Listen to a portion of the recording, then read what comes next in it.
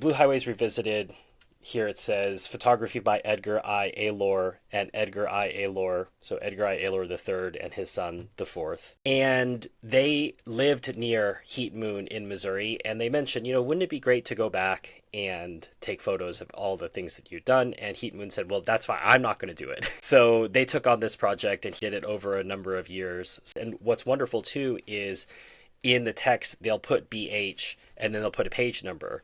So able to cross-reference what you're seeing with what you might have read. And here's a picture of the 1975 Ford van of Heat Moon, which is now in a museum in Columbia at the University of Missouri, because the book became so famous and Heat Moon's journey became so well known that places along his journey got notoriety as people would try to make their own version of the trip, and they would stop in the places that the book had mentioned. And it was interesting to see what had changed since 1983 and what had stayed the same. And so here, for example, you have these three men outside a building that they were stripping to reveal the old log cabin foundations.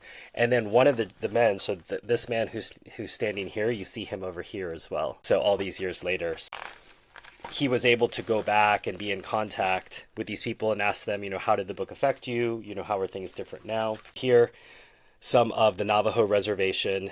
It's one of those reservations that I think have had more success than other reservations in the United States. The Navajos seemed to do a better job of retaining a lot of their rights. This is Kendrick Fritz. He's a Hopi man, Hopi, from that tribe, and you can see him there in 1978 and then in 2007.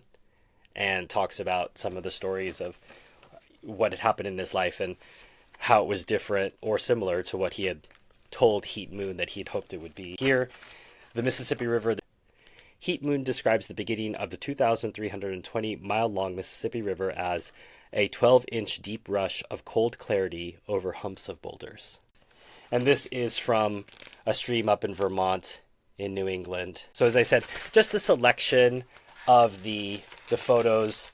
The photo book is 322 pages, but an excellent companion, and I think a must. If you've read Blue Highways, it's a really eloquent, thoughtful travel log, as many travel books are, but I think one that peers into the soul of America potentially more deeply. For Americans or people who are interested in America, this might be something really up your alley. So give it a try.